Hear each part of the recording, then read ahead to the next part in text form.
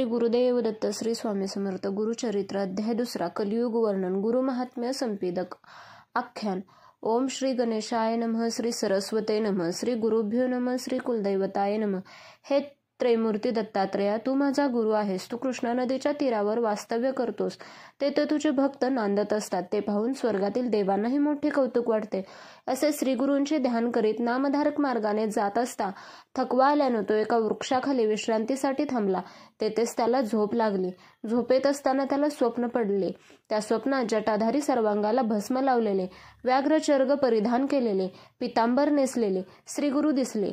त्यांनी नामधारकाच्या कपाळी भस्म लावून त्याला अभय दिले। हे स्वप्नात पाहून नामधारक एकदम जागा झाला व इकडे तिकडे पाहू लागला, पण त्याला कोणीच दिसले नाही। स्वप्नात त्याने जी मूर्ती पाहिली तिचे ध्यान करीत तो पुढे चालत निघाला। काही अंतर जातो तोच त्याला स्वप्नात पाहिलेल्या योग्याचे दर्शन झाले।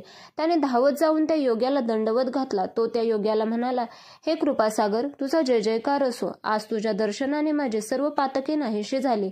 तू तर अज्ञानरूपी अंधार नाहीसा करणारा साक्षात सूर्यच आहेस। माझा उद्धार करण्यासाठीच तू आला आहेस।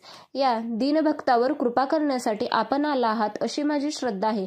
आपण कोठून आला आहात? आपले नाव काय? आपण कोठे राहता? नामधारकाने असे विचारले असता ते सिद्धयोगी म्हणाले, मी स्वर्ग आणि पृथ्वीवर तीर्थयात्रा करीत फिरतो आहे। माझे गुरु श्री नृसिंह सरस्वती भीमा अमरजा नद्यांच्या संगमावरील श्रीक्षेत्र गाणगापूर येथे असतात। ते त्रिमूर्ती श्री दत्तात्रेयांचे अवतार आहेत। आपल्या भक्तांच्या उद्धारासाठीच ते पृथ्वीवर अवतीर्ण झाले आहेत। त्यांच्या भक्तांना दुःख दारिद्र्य कधीच येत नाही। त्यांच्या घरी लक्ष्मीचा सदैव निवास असतो। त्यांचे घर धन धान्यांनी गोधन आदी ऐश्वर्याने भरलेले असते। सिद्ध मुनींनी असे सांगितले असता नामधारक म्हणाला, मी सुद्धा त्या श्री गुरूंचे सदैव ध्यान करीत असतो। आपल्या वंशात त्यांनीच भक्ती उपासना परंपरेने चालत आले आहे। असे असताना माझ्याच नशीब ही कष्टदशा का बरे? माझे नशीब थोर म्हणूनच आज तुम्ही मला भेटलात। तुम्हीच माझे तारक आहात। आता कृपा करून माझ्या संशयाचे निराकरण करा। नामधारकाने असे विचारले असता सिद्धयोगी म्हणाले, अरे, श्री गुरु भक्तवत्सल आहेत। त्यांची कृपा लहान मोठ्यांवर सारखीच असते। त्यावर गुरुकृपा आहे, त्याला कसलेही दुःख असू शकत नाही। गुरुकृपा झालेला मनुष्य काळालाही जिंकतो। सर्व देवदेवता त्याला होतात। अशा श्री गुरुची तू भक्ती करतोस आणि तरी आपण दीनदुःखी आहोत असे सांगतोस। याचा अर्थ हाच की तुझी त्यांच्यावर दृढ भक्ती नाही, श्रद्धा नाही, म्हणूनच तुला नाना प्रकारची दुःखे भोगावी लागत आहेत। श्री गुरुदेव दत्त ब्रह्म विष्णू महेश स्वरूप आहेत। त्यांची एकभावे उपासना केली असता ते सर्व काही देतात, म्हणून तू त्यांच्यावर दृढ श्रद्धा ठेव। आणखी एक लक्षात ठेव, जर हरिहरांचा कोप झाला तर श्रीगुरु आपल्या भक्तांचे रक्षण करतात, पण श्रीगुरु जर कोपले तर हरिहर सुद्धा रक्षण करू शकत नाही। सिद्धांनी असे सांगितले असता नामधारकाने मोठ्या भक्तिभावाने त्यांच्या चरणांना वंदन केले। मग तो हात जोडून म्हणाला, स्वामी, आपण सांगता त्याविषयी माझ्या मनात एक शंका आहे। श्री गुरु दत्तात्रेय हे ब्रह्मा विष्णू महेश स्वरूप आहेत। ते त्रिमूर्ती आहेत। ते त्रिमूर्ती अवतार आहेत। हे कसे काय? आपण असेही सांगितले की हरिहर कोपले तर गुरु रक्षण करतात, पण गुरुच कोपले तर कोणीही रक्षण करू शकत नाही। हे कसे काय? हे वाचन कोणत्या शास्त्रपुराणातले आहे? कृपा करून माझी शंका दूर करा। सिद्ध म्हणाले, नामधारका, तुझी शंका रास्त आहे। तुझ्या शंकेचे उत्तर मी वेदरचनेच्या साक्षीने देतो, ते लक्षपूर्वक ऐक। ब्रह्मदेवाच्या मुखातून 4 वेद व 18 पुराणे निर्माण झाले। त्या 18 पुराणात ब्रह्म वेदर्थ नावाचे पुराण अतिशय प्रसिद्ध आहे। द्वापार युगाच्या अंती प्रत्यक्ष नारायण विष्णू व्यास रूपाने अवतीर्ण झाले। त्यांनी लोककल्याणाकरता वेदांची नीट व्यवस्था केली। त्या व्यासांनी ऋषीमुनींना जी कथा सांगितली तीच कथा मी तुला सांगतो। ती तू एकाग्रचित्ताने श्रवण कर। ब्रह्मदेवाने कलयुगाला गुरुमहात्म्य सविस्तर सांगितले। सिद्धाने असे सांगितले असता नामधारक हात जोडून म्हणाला, गुरुदेव, तुम्ही मला भेटलात। ब्रह्मदेवाने कलियुगाला गुरुमहात्म्य कोणत्या कारणास्तव सांगितले, ते केव्हा सांगितले ते ऐकण्याची माझी इच्छा आहे। कृपा करून ते मला सविस्तर सांगा। नामधारकाने अशी विनंती केली असता सिद्ध मुनींनी ती कथा सांगण्यास सुरुवात केली। ते म्हणाले, ऐक तर, जेव्हा प्रलय झाला तेव्हा आदिमूर्ती नारायण भगवान विष्णू अव्यक्त स्वरूपात पत्रावर पहुडले होते। त्यांना सृष्टीची रचना करण्याची इच्छा झाली। जागृत झालेल्या त्यांनी आपल्या नाभीतून कमळ उत्पन्न केले। त्या कमळातून ब्रह्मदेव प्रकट झाले। त्यांनी 4 दिशांना पाहिले, चतुर्मुख झाले। ते स्वतःशीच म्हणाले, मीच सर्वश्रेष्ठ आहे, माझ्यापेक्षा मोठा दुसरा कोणीही नाही. त्यावेळी भगवान विष्णूंना हसू आले. ते गंभीर स्वरात म्हणाले, मी महाविष्णू आहे, तू माझी भक्ती कर. हे ऐकताच ब्रह्मदेवाने भगवान विष्णूंना नमस्कार करून त्यांची परोपरीने स्तुती केली. त्यामुळे प्रसन्न झालेल्या विष्णूंनी ब्रह्मदेवांना सृष्टी निर्माण करण्याची आज्ञा केली. त्यावर ब्रह्मदेव म्हणाले, हे महाप्रभू, मला सृष्टीची रचना करण्याचे ज्ञान नाही, मग मी काय करू? विष्णूंनी त्यांना 4 वेद दिले व त्यानुसार जगाची निर्मिती करण्यास सांगितले. भगवान विष्णूंनी जशी आज्ञा केली असता ब्रह्मदेवांनी विविधतेने नटलेले स्थावर जंगम विश्व निर्माण केले. त्यात स्वेदज, घामातून उत्पन्न होणारे, अंडज, अंड्यातून उत्पन्न होणारे, जारज, वीर्यातून उत्पन्न होणारे व उद्भिज म्हणजे उगवणारे वृक्ष अशी 4 प्रकारची सृष्टी निर्माण केली. भगवान विष्णूंच्या आदेशानुसार ब्रह्मदेवाने त्रैलोक्याची रचना केली. मग त्यांनी रानकादिक मानसपुत्र त्रैलोक्याची रचना केली. मग त्यांनी सनकादिक मानसपुत्र, मरीची इत्यादी सप्तर्षी, देव आणि दैत्य उत्पन्न केले.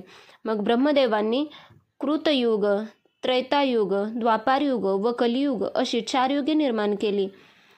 ती 4 युगे ब्रह्मदेवांच्या आज्ञेने क्रमाक्रमाने पृथ्वीवर अवतीर्ण होतात.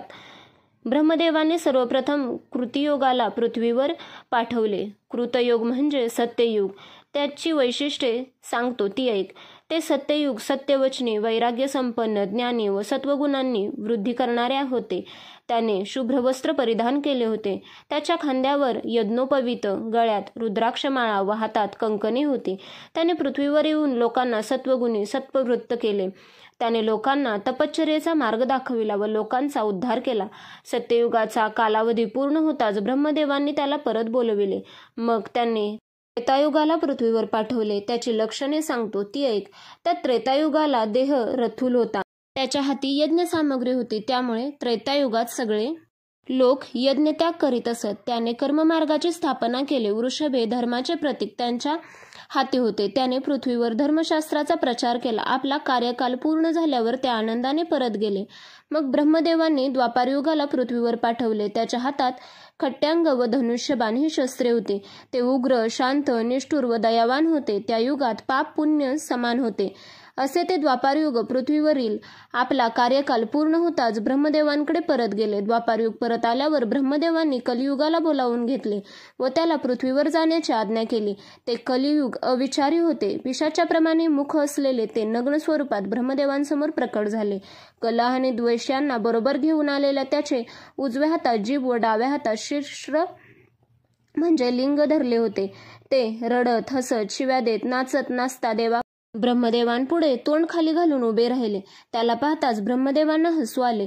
तू लिंग आणि जीभ का धरली आहेस असे विचारले असता कलियुग म्हणाले, मी सर्वांना जिंकू शकतो, परंतु वाणी, रसना व कामवासना यांच्यावर जे ताबा ठेवतात त्यांचे मी काहीही वाईट करू शकत नाही. ब्रह्मदेवांनी त्याला पृथ्वीवर जाण्यास सांगितले. तेव्हा ते म्हणाले, मला पृथ्वीवर पाठवत आहात, पण माझा स्वभाव कसा आहे आपणास माहीत आहे का? मी पृथ्वीवर धर्माचा उच्छेद करीन. मी स्वच्छंदी आहे. मी लोकांच्या निद्रा आणि कलह माजवीन. परद्रव्याचा अपहार करणारे व परस्त्रीशी रमणारे होणारे हे दोघेही माझे प्राणसखे आहेत. ढोंगी, संन्यासी, कपट कारस्थान करून आपले पोट भरणारे माझे प्राणसखे आहेत. परंतु जे पुण्यशील असतील ते माझे शत्रू, वैरी होत. कलयुगाने स्वतःबद्दल असे सांगितले असता ब्रह्मदेव म्हणाले, पूर्वीच्या युगात मनुष्यांना दीर्घायुष्य होते. त्यामुळे ते खूप दिवस तपानुष्ठान करीत असत. त्यांना मृत्यू नव्हता. त्यामुळे त्यांना पृथ्वीवर प्रदीर्घ काळ कष्ट सोसावे लागत असत. पण आता तसे नाही. तुझ्या कार्यकाळात लोकांचा अल्पायुष्य फार तर 100 वर्ष आयुष्य असेल. त्यांच्या ठिकाणी शक्तीही कमी असेल. त्यामुळे लोक तपानुष्ठान करून अल्पावधीत परमार्थ प्राप्ती करून घेतील. जे लोक ब्रह्मज्ञानी व पुण्यशील असतील त्यांना तू सहाय्य करावेस. ब्रह्मदेवांनी असे सांगितले असता कलियुग म्हणाले, आपण ज्या लोकांविषयी सांगता ते माझे वैरी होत. असे लोक जेथे असतील तेथे मी कसा जाऊ? मला त्यांची भीती वाटते. त्यांच्याकडे मी पाहू शकत नाही. भरतखंडात पुण्य खूप आहे. अशा ठिकाणी मी गेलो तर लोक मला मारतील. मग मी तिकडे कसा जाऊ? ब्रह्मदेव म्हणाले, तू कसलीही चिंता करू नकोस. तू भू लोकावर गेलास की सगळे लोक तुझ्या इच्छेनुसार वागतील. एकदाच मनुष्य पुण्यशील असेल त्याच्यावर तुझा प्रभाव पडणार नाही. त्याला तू सहाय्य कर. बाकी सगळेच तुला वश होतील. कलियुग म्हणाले, मी दुष्ट स्वभावाचा आहे. मग मी धर्मशील पुण्यशील मनुष्यांना सहाय्य कसे करणार?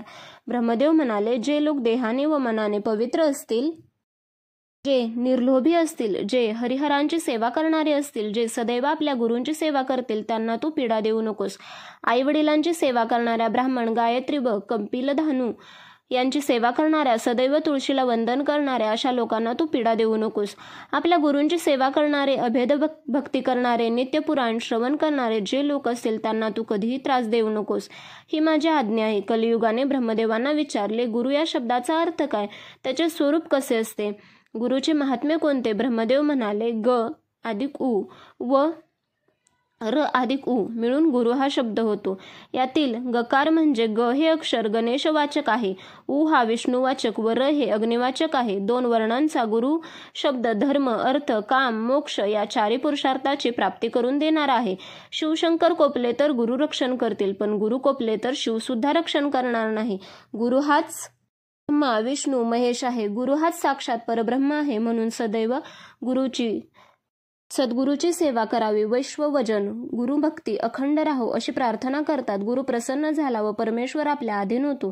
गुरुची भक्ती केल्याने तीर्थ, तपे, योग, ताप इत्यादी धर्म कळतात. त्याचप्रमाणे गुरुची सेवा केल्यामुळे आचार धर्म, वर्णाश्रम, धर्म, ज्ञान, भक्ती व वैराग्य यांची प्राप्ती होते. म्हणून गुरुचीच सेवा करावी, त्याचेच भजन पूजन करावे. गुरुच सर्व देवांपेक्षा श्रेष्ठ आहे. अशा प्रकारे ब्रह्मदेवाने गुरु महात्म्य सांगितले असता कलीने विचारले, गुरु हा सर्व देवांपेक्षा श्रेष्ठ आहे असे म्हणता, हे कसे काय? त्याचे काही उदाहरण असेल तर मला सांगावे. ब्रह्मदेव कलीला म्हणाले, तुला सगळे काही सविस्तर सांगतो. तू एकाग्र चित्ताने श्रवण कर. गुरुशिवाय तरणोपाय नाही. शास्त्र श्रवण केल्याशिवाय ज्ञानप्राप्ती होत नाही. गुरुमुखातून बाहेर पडलेले ज्ञान श्रवण केले तरच ज्ञानप्राप्ती होते. गुरु हा प्रकाश देणारा ज्योती स्वरूप आहे. याविषयी मी तुला एक प्राचीन कथा सांगतो, ऐक. असे बोलून ब्रह्मदेवांनी संपीदक आख्यान सांगण्यास प्रारंभ केला. खूप वर्षापूर्वीची कथा. गोदावरी नदीच्या तीरावर अंगिरस नावाच्या ऋषींचा आश्रम होता. त्या आश्रमात पैल ऋषींचे शिष्य असलेले वैद्यधर्म नावाचे ऋषी होते. त्यांचे अनेक शिष्य त्यांच्याजवळ वेदशास्त्रींचा अभ्यास करीत असत. त्यात संपीदक नावाचा एक शिष्य होता. तो मोठा विद्वान होता. त्याच्या आपल्या गुरुवर फार भक्ती होती. तो आपल्या गुरूंची अगदी मनापासून सेवा करीत असे. एकदा वेदधर्माने आपल्या सर्व शिष्यांची परीक्षा घ्यायचे ठरविले.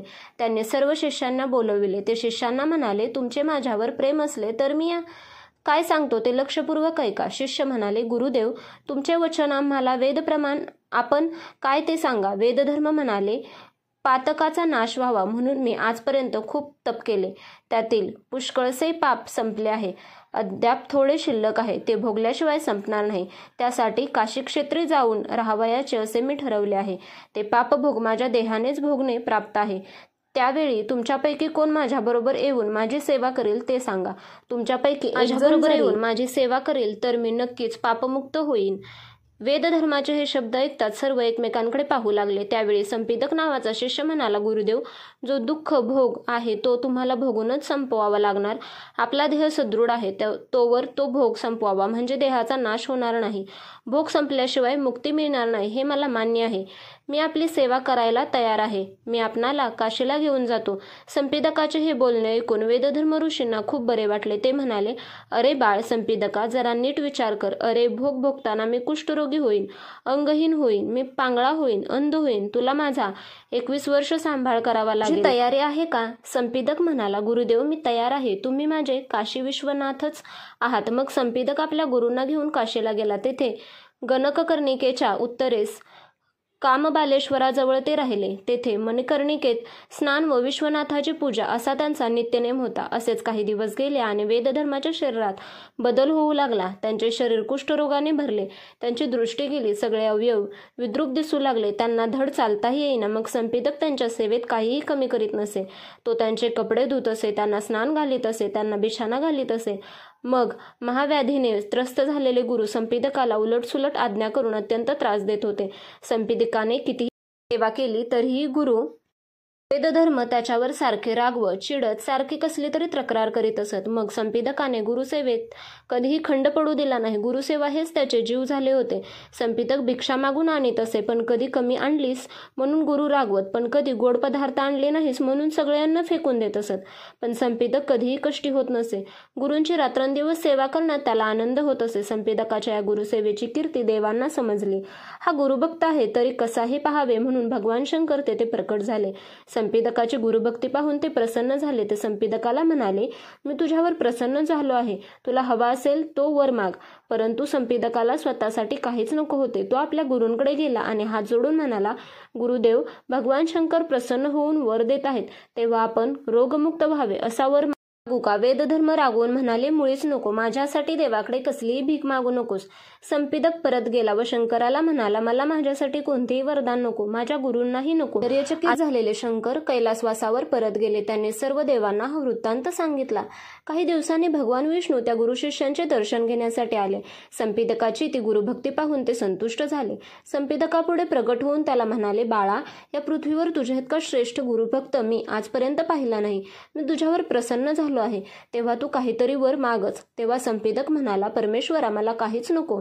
तू जे देशील ते सर्व देण्यास माझे गुरुदेव समर्थ आहेत. माझे गुरु म्हणजे सर्व ज्ञान ऐश्वर्य आहेत. प्रसन्न झालेले गुरु देत नाहीत असे काहीही नाही, म्हणून मला काहीही नको. आता तुम्ही जर काही देणारच असाल तर मला उत्तम गुरुभक्ती द्या, कारण गुरुभक्तीच मी सर्वश्रेष्ठ मानतो. प्रसन्न झालेले भगवान विष्णू म्हणाले, खरे आहे. जो कोणी माता, पिता व गुरु ची सेवा करतो तो एका अर्थाने आमचीच भक्ती करतो. आम्ही दिलेल्या वरदानापेक्षा गुरुभक्ती श्रेष्ठ आहे. तुझ्या ठाई गुरुभक्ती दृढ होईल असा मी तुला वर देतो. असे बोलून भगवान विष्णू गुप्त झाले.